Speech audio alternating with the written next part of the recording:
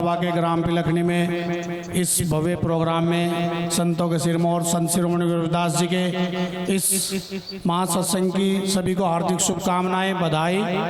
और बड़े भाई श्री राजकुमार गौतम जी के द्वारा और सभी इस कमेटी के मेंबर और इस सभी गांववासियों के द्वारा जो कन्याओं की शादियां का काम किया जा रहा है, मैं उनके नए जीवन की सभी को हार्दिक शुभकामनाएं व बधाई देता हूं।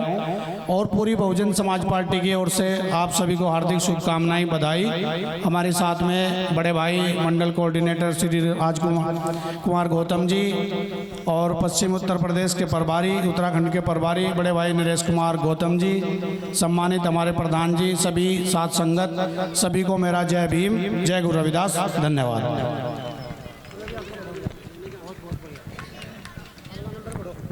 धन्यवाद आदरणीय हमारे अजय सिंह जी का, जिन्होंने पूरे क्षेत्र में बसपा की कड़ी को आगे बढ़ाया। मैं हार्दिक अभिनंदन करता हूं। इनके बाद हमारे बीच में मंडल कोऑर्डिनेटर जिला सहारनपुर की शान और कई मंडलों की शान नरेश गौतम जी आप सबको संबोधित करेंगे गुरु महाराज का आशीर्वाद लेकर के।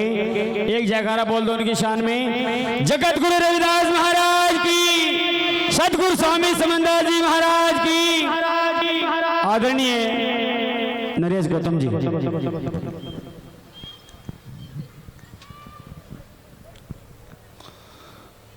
भाई जोर से जयकारा लगना चाहिए, और जिनका जयकारा जोर से लगता है ये वातावरण में घूमता है। जो जयकारा लगता है जिनका वातावरण घूमता है, और वातावरण में फिर उन्हीं का जयकारे से उनका आशीर्वाद यहाँ आएगा। आप अगर चाहते हो संत शिरोमणि गुरु रविदास महाराज का आशीर्वाद आप लोगों को मिले, स्वामी समनदास जी महाराज का आशीर्वाद आपको मिले, दादा ज्ञान दास जी का आशीर्वाद आपको मिले, तो जितनी ताकत आप लगा सकते हो इतनी ताकत से जयकारा लगाना। बोलो संत शिरोमणि गुरु रविदास महाराज की, माता कर्मा की, पिता राहु की, बाबा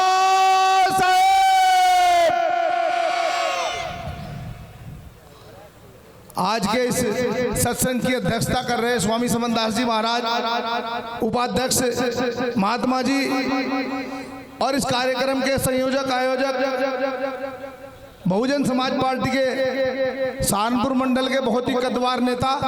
आप लोग उन्हें दूसरी तरफ से देखते होंगे महात्मा की तरीके से, लेकिन उन्होंने अपना नाम सहारनपुर मंडल में एक बहुत अच्छी छवि, एक अच्छे नेता के रूप में बनाए।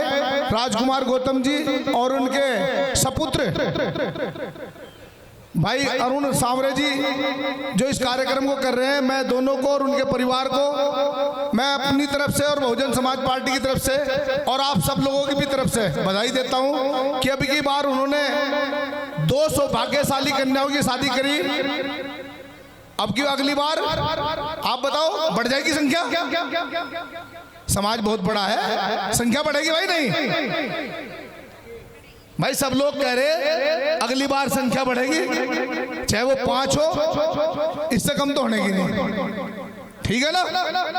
सांवरे जी कहाँ गए? हाँ राजकुमार जी ठीक है। समाज बहुत बड़ा है, आपके साथ है, सब लोग साथ है भाई। आज जिनका ये कार्यक्रम हम जिन्हें का गुणगान कर रहे संत शिरोमणि गुरु रविदास जी महाराज जी का, मैं जहां तक का मुझे अनुभव है,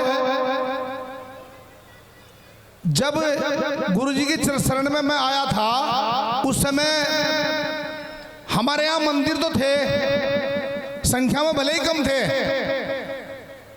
लेकिन मंदिरों में हमने मंदिर बना लिया, चंदा इकट्ठा करके लड़के झगड़ के आपस में रविदास मंदिर, कहाँ मंदिर बनाया भाई? रविदास मंदिर बना लिया।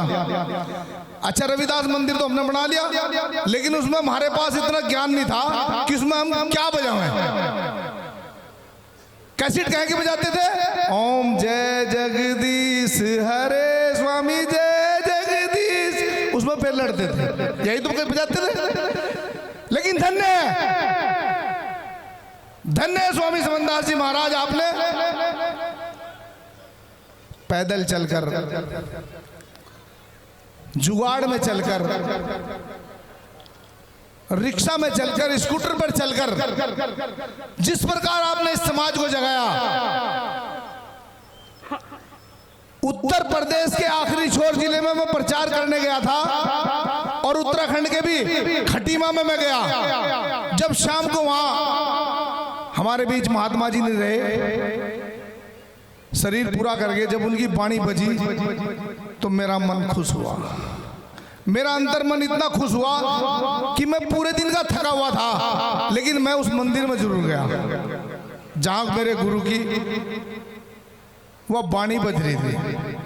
गुरु समनदास जी का नाम लिया जा रहा था, गुरु रविदास जी का नाम लिया जा रहा था। ऐ मेरे समाज के लोगों, अगर गुरु समनदास हमारे बीच ना आते तो शायद हम वहीं होते। गलत कह रहा क्या मैं?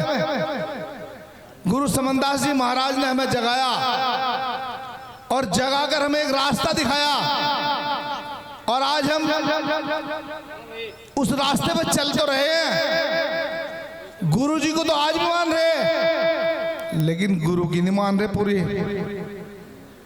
गुरु जी को मान रहे लेकिन गुरु की नहीं मान रहे। गुरु क्या कहते थे?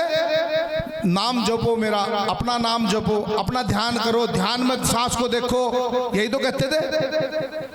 अगर आप इसे देखोगे तो सबसे पहले काम खत्म होगा। अगर गुरु के नियम पर चलोगे, हम आपस में विरोध करना बंद हो जाएगा हमारा। गुरुजी ने कभी नहीं कहा एक दूसरे की चुगली करो, गुरुजी ने कभी नहीं कहा एक दूसरे की निंदा करो, लेकिन हम लोग आज भी, यार वो बढ़िया महात्मा नहीं है, वो छोटा महात्मा, ये बड़ा महात्मा, वो छोटा महात्मा। मैं महात्मा के लिए कह रहा है बात। महात्मा लड़ते रहे, जी महात्मा लड़ा हमें बहुत कष्ट हो, क्योंकि देखो गुरुजी के बाद आप समाज को एक अच्छी राह दिखाने वाले हो। अगर आप गलत राह समाज को दिखाओगे तो समाज फिर भटक जाएगा। और समाज में भी आप लोग उस जिम्मेदारी के पद में बैठे हुए हो कि जिस प्रकार आप कहोगे, अगला आदमी आपकी भाषा को अपने जीवन में उतारने की कोशिश करेगा।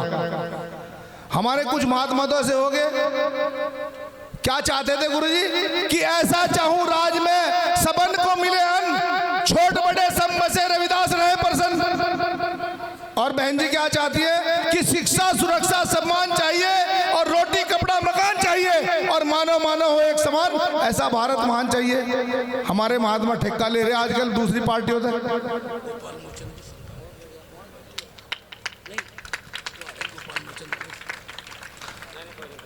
तो मेरा मतलब महात्मा है तो बेचारे महात्मा को गुरु का नाम ही ले लें, लेकिन राजनीति करें तो इस समाज को अगर सिर्फ कोई दिशा दे सकता, बहन कुमारी मायावती जी दे सकती हैं, क्योंकि वही बाबा साहब का मिशन को लेकर चल रही। यहाँ पर बहुत सारे लोग आए हुए, जैसे गंगों से भी जिम्मेदार लोग हमारे आए हुए, सब जगह से आए हुए। मैं सबसे रिक्वेस्ट करता हूँ कि भाई समाज को सही दिशा दिखाओ, और समाज का अगर एक आदमी कहीं निकल के कहीं काम कर रहा, अगर उसका हौसला नहीं बढ़ा सकते तो उसकी टांग भी ना खींचो, क्योंकि टांग खींचना भी गलत है। अपने बीवी बच्चों को छोड़कर अगर एक महात्मा समाज का भला कर रहा तो इसी तरह महात्मा कर रहा, और इसी तरह कोई सामाजिक काम करने वाला कर रहा। मैं तो ये कहता हूँ कि बाबा साहब का मिशन, अगर बाबा साहब ना होते तो क्या होता? बस 2 मिनट की 2 मिनट लूंगा, ज्यादा नहीं, क्योंकि हमारे महात्मा ने सोचने लगा यार यहाँ भी नेतागिरी करने लगा, यहाँ बताने लगा, हमें बात बताने लगा। हमें तो वाणी गानी थी, वाणी जी भी ठीक बढ़िया लगेगी जी, हम सब सही होंगे। क्या कहते थे बाबा साहब? अगर बाबा साहब ना होते तो क्या होता? महात्मा जी ध्यान दियो मेरी बात पे, कि मंदिर में प्रवेश न मिलता है मेरे समाज के लोगों। अगर बाबा साहब ना होते तो क्या होता? मंदिर में प्रवेश न मिलता और पूजा का अधिकार ना होता। आज भले ही हम पूरी रात बाणा बजा रहे, तम बजा रहे और वो कर रहे, लेकिन होता ना ऐसा, क्योंकि हमारे सम्मुख ऋषि का सर इसलिए काटा था कि वो भजन कर रहे थे, और कोई कमी, उन्होंने कोई गुनाह नहीं किया था। कि मंदिर में प्रवेश न मिलता, पूजा का अधिकार न होता, और भगवान भी तुम्हारा भगवान ना होता अगर भारत का संविधान ना होता। ये भारत का संविधान है जिसकी बदौलत हम लोग आजादी से इतने बड़े पंडाल में पिलखनी जैसे गांव में हम इस कार्यक्रम को कर रहे हैं। धन्य है भाई राजकुमार जी, गौतम साहब, महात्मा जी भी कह दूं क्योंकि आप लोग महात्मा के नाम तो जानो उन्हें।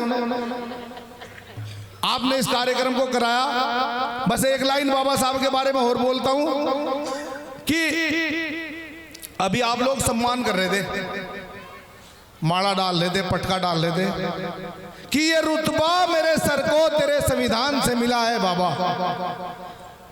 ये रुतबा मेरे सर को तेरे संविधान से मिला है बाबा, और ये सम्मान भी हमें तेरे संविधान से मिला। औरों को मिला होगा मुकद्दर से, अरे औरों को मिला होगा मुकद्दर से, हमें तो मुकद्दर भी बाबा तेरे संविधान से मिला, हमें तो मुकद्दर भी बाबा तेरे संविधान से मिला। अगर आप ना होते तो हमें नहीं पता था कौन मुकद्दर लिखने वाला था हमारा। ये आपने हमारा मुकद्दर लिखा और हम यहाँ आकर पूरे होशो हवास में, पूरे संतुष्टि के साथ में गुरु रविदास जी महाराज का जयकारा और उनकी बाणियां गा रहे। वरना सम्मुख ऋषि थे हमारे गुरुजी, उनका सर सिर्फ इसलिए काट दिया गया था कि वो भजन कर रहे थे, पूजा कर रहे थे। आपको पूजा करने का भी अधिकार न मिलता।